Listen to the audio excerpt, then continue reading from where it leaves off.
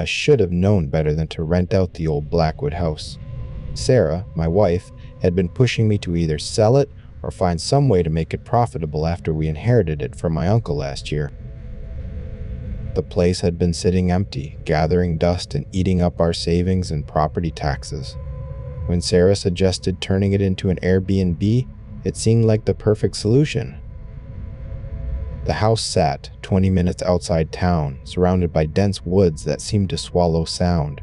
Uncle Marcus had always been an odd man, living alone out there for decades before his sudden death. Sarah never liked visiting him, claiming the place gave her headaches. I'd always chalked it up to her sensitivity to old houses and their musty smells. Setting up the rental was simple enough. I installed a single security camera by the front door, nothing fancy, just something to monitor who came and went.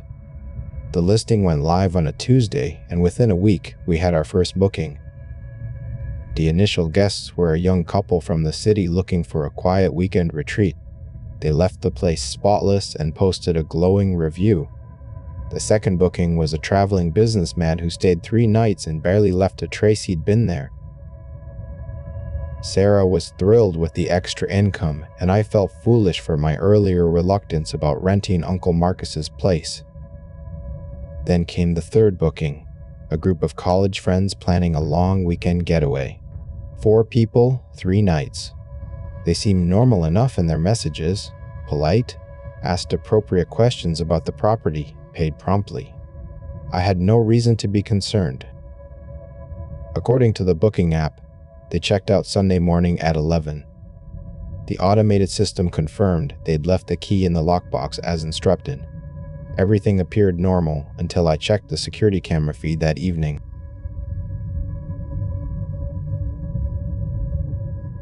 The camera was pointing at the wall.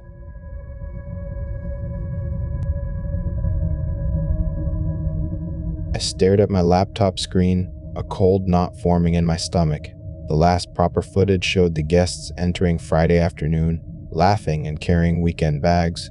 But now, instead of the front door and driveway, the camera displayed nothing but faded wallpaper and peeling paint. My hands trembled slightly as I called Sarah. "Something's wrong at the house," I said when she picked up. "I need to drive out there and check on things." "What kind of wrong?" Her voice carried that familiar note of unease she always got when discussing Uncle Marcus's place. "The camera's been moved. I can't see the entrance anymore." A pause. Maybe they accidentally bumped it while leaving? Maybe. But even as I said it, I knew that wasn't right. The camera had been mounted securely to the ceiling beam. It would take deliberate effort to redirect it. I grabbed my keys and headed for the truck. The drive to the house seemed longer than usual, each mile stretching endlessly under the darkening sky. By the time I reached the gravel driveway, the sun had nearly set, painting the surrounding woods in deep shadows. The porch light was off. I distinctly remembered it being on an automatic timer, but now the front of the house lay in complete darkness. My headlights swept across the empty windows as I parked, and for just a moment, I could have sworn I saw movement behind one of the curtains on the second floor. I sat in the truck for several minutes, engine ticking as it cooled, trying to rationalize my growing anxiety. The guests had left hours ago. The house was empty. I was being paranoid. The gravel crunched under my feet as I approached the front door, each step unnaturally loud in the silence. The woods around the property were usually alive with night sounds, crickets, rustling leaves, the occasional owl, but tonight everything was still. Even my breathing seemed too loud. I reached for the door handle and stopped. The door was slightly ajar. My heart hammered against my ribs. The guests wouldn't have left it open. They couldn't have. The smart lock required a deliberate closure and would send an alert if left unsecured. But here it was, hanging open just enough to reveal a sliver of darkness beyond. "Hello?" I called out, my voice cracking slightly. "Anyone there?" Silence. I pushed the door wider and peered inside. The familiar scent of Uncle Marcus's house hit me, that strange mixture of old wood, dust, and something else I'd never been able to identify. Something metallic and slightly sweet. The interior was completely dark. I fumbled for my phone's flashlight and swept it across the entryway. Everything appeared normal: the old coat rack, the small table where guests were supposed to leave the key, the stairs leading to the second floor. But the key wasn't on the table. "Hello?" I called again, stepping inside. "If someone's here, please answer me." My footsteps echoed strangely in the darkness, as if the house was somehow larger than I remembered. I made my way to the living room, phone light dancing across familiar furniture shrouded in shadows. Nothing seemed disturbed, but something felt profoundly wrong. That's when I heard it, a soft scraping sound from upstairs, like furniture being dragged across the floor. I froze, listening intently. The sound came again, followed by what might have been footsteps. Slow, deliberate footsteps moving across the ceiling above me. "I know you're up there," I called out, proud that my voice sounded steadier than I felt. "I'm the owner of this property. You need to leave immediately." The footsteps stopped.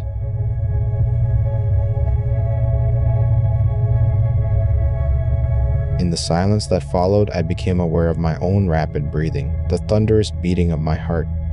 I should call the police. I should leave and wait for backup. But something compelled me forward, toward the stairs. Each step creaked under my weight as I climbed, the sound echoing through the house like gunshots. My phone's light created a small circle of visibility in an ocean of darkness. At the top of the stairs, I paused, listening. Nothing. I moved toward the master bedroom where Uncle Marcus had spent his final years. The door stood open, revealing darkness so complete it seemed solid. I stepped inside and swept my light across the room.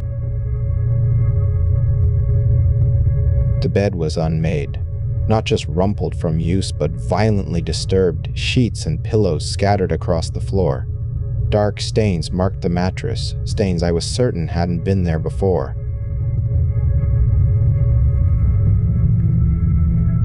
Behind me, a floorboard creaked. I spun around, heart leaping into my throat, but the doorway was empty. My light revealed nothing but the hallway I'd just walked down. "Who's there?" My voice barely above a whisper now. Another creak, this time from my left.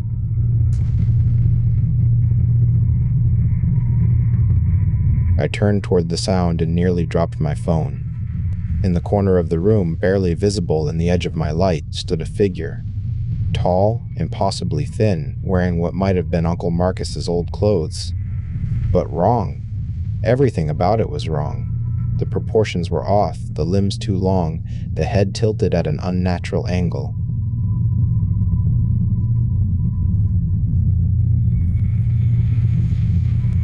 I stumbled backward, phone light wavering wildly. When I steadied it, the corner was empty. "This isn't real," I whispered to myself. "I'm seeing things. Stress, darkness, my imagination."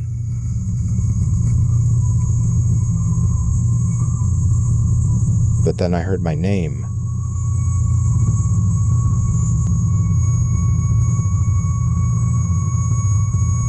"Alex," soft, barely audible like wind through dead leaves. "Alex, come closer."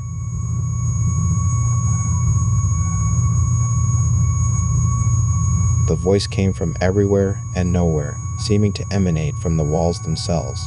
It sounded familiar, almost like Uncle Marcus, but not quite right. Too hollow, too cold. I backed toward the door, keeping my light trained on the empty corner. "This isn't happening. I'm leaving. I'm getting out of here." "You can't leave, Alex. None of them could leave."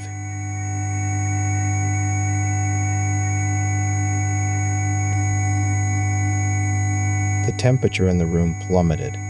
My breath began forming clouds in the suddenly frigid air, and frost started spreading across the windows. My phone light flickered and dimmed, as if something was draining its power. The camera sees everything, Alex. It always has. Even when it's pointing at the wall, it sees what happens in this house. What's always happened in this house.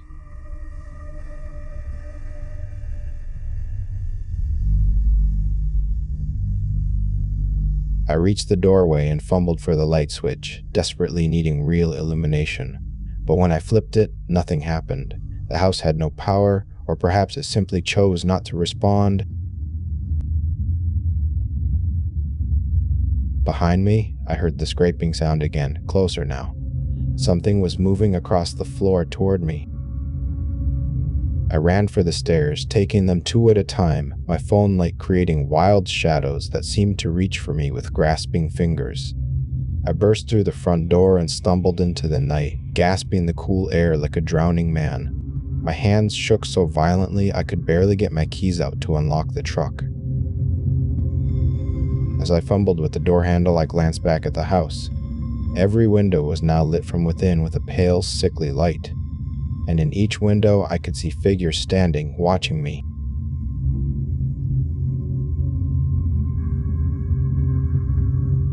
Some looked human, others did not.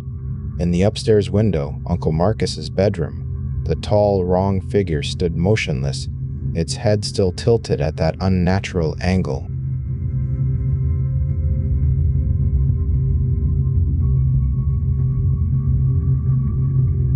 I drove home in a state of barely controlled panic, checking my rearview mirror constantly, certain I would see something following me through the darkness. But the road remained empty, and eventually I reached the safety of our current home.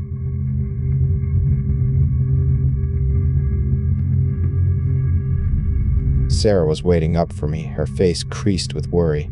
"What happened? You look like you've seen a ghost." I almost laughed at the irony of her words. Almost. "We're taking it off AirBnB," I said, my voice hollow. "Tonight, we're never renting that place again." She didn't argue. Perhaps she saw something in my eyes that convinced her not to ask questions. Or perhaps she had always known, somewhere deep down, that Uncle Marcus's house wasn't meant for the living. The next morning, I checked the security camera footage one final time before deleting the entire account. The camera was still facing the wall, showing nothing but faded wallpaper. But in the last frame, just before I closed the laptop forever, I could have sworn I saw something moving across that empty wall, a shadow that looked almost human, but not quite.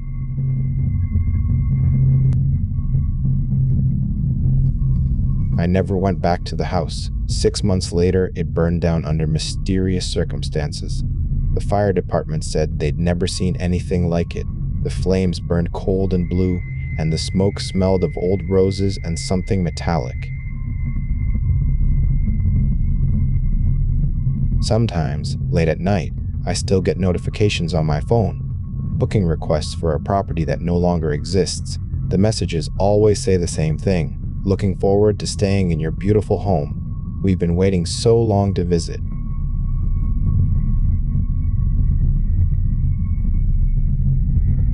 I delete them without reading the names. But I keep the phone on silent now because sometimes, in the dead of night, I swear I can hear Uncle Marcus's voice calling my name through the speaker.